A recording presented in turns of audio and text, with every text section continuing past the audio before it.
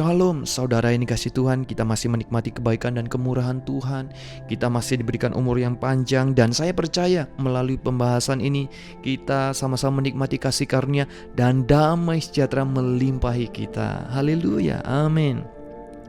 Masalah besar yang ada di dalam kita adalah ketika kita fokus kepada diri sendiri. Fokus kepada diri sendiri adalah masalah besar di dalam hidup kita.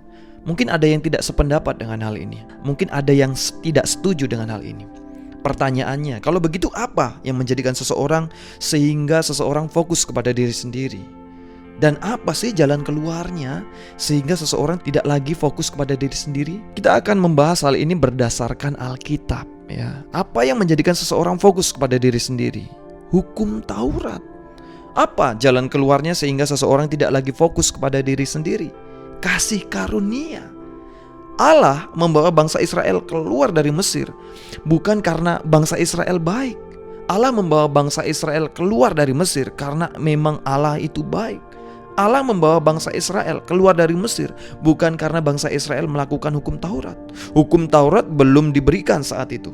Allah membawa bangsa Israel keluar dari Mesir karena perjanjiannya dengan nenek moyang mereka.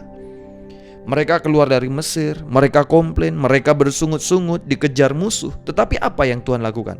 Tuhan masih membuka jalan, Tuhan masih membuka laut merah.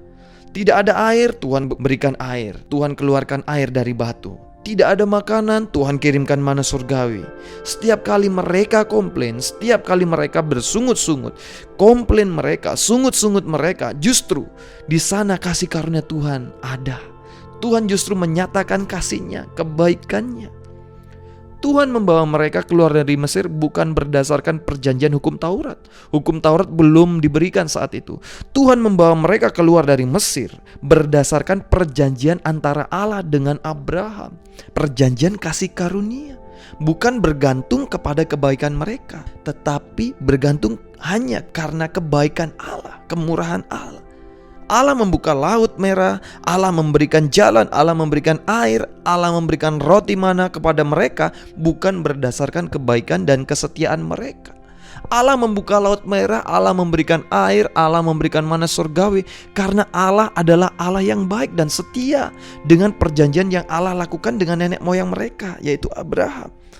Allah mau mereka benar-benar hanya bergantung kepada Allah. Tetapi sesuatu terjadi ketika mereka tiba di Gunung Sinai. Allah berkata kepada mereka, jika kamu sungguh-sungguh berpegang kepada perjanjianku, kita harus mengerti bahwa satu-satunya perjanjian yang mereka miliki dengan Allah adalah perjanjian kasih karunia. Perjanjian yang Allah buat dengan nenek moyang mereka, yaitu Abraham. Tahukah kita bahwa apa yang bangsa Israel katakan kepada Allah di dalam Keluaran 19? Intinya mereka berkata, jangan berkati kami berdasarkan kebaikanmu, tetapi berkati kami berdasarkan kebaikan kami. Dengan kata lain, mereka berkata, apapun yang Tuhan perintahkan kami sanggup lakukan. Ini terdapat di dalam Keluaran 19. Keluaran 20, setelah mereka bermegah atas kekuatan mereka, Tuhan langsung berkata, jangan mendekat. Jika kamu mau supaya aku memberkati kamu berdasarkan kebaikanmu, berdasarkan ketaatanmu, ini lakukan 10 hukum Taurat. Lakukan 10-10-nya. Aku akan memberkati kamu. Jika kamu langgar satu, kamu langgar semua. Kutuk akan datang kepada kamu. Setelah Allah memberikan 10 hukum Taurat, ketika mereka bersungut-sungut, ketika mereka komplain, mereka langsung mati. Wow. Pertanyaannya, kita mau ada di bawah perjanjian yang mana? Perjanjian kasih karunia atau perjanjian hukum Taurat? Sekarang tinggal pilih. Seandainya mereka berpegang kepada perjanjian kasih karunia, maka kebaikan Allah akan memberikan efek kepada mereka. Mereka akan baik kepada orang lain karena Allah terlebih dahulu baik kepada mereka. Kita mengasihi orang lain karena kita terlebih dahulu merasakan kasih Allah.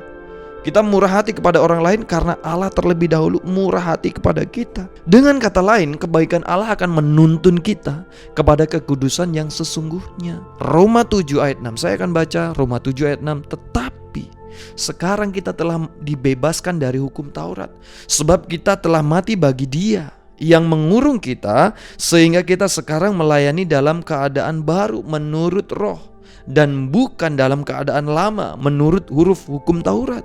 Jadi kita sudah dibebaskan dari hukum Taurat, sehingga kita bisa berjalan di dalam Kristus dan kepenuhan Kristus. hanya fokus kepada Kristus, bukan fokus kepada diri kita sendiri lagi. Hukum Taurat membuat kita fokus kepada diri kita sendiri. Karena hukum Taurat selalu berkata, jangan ini, jangan lakukan ini, jangan lakukan itu, jangan lakukan ini, dan seterusnya. Tetapi kasih karunia Tuhan selalu berkata, Tuhan akan melakukan ini untuk kamu, Tuhan akan melakukan ini untuk kamu, Tuhan akan melakukan semuanya untuk kita.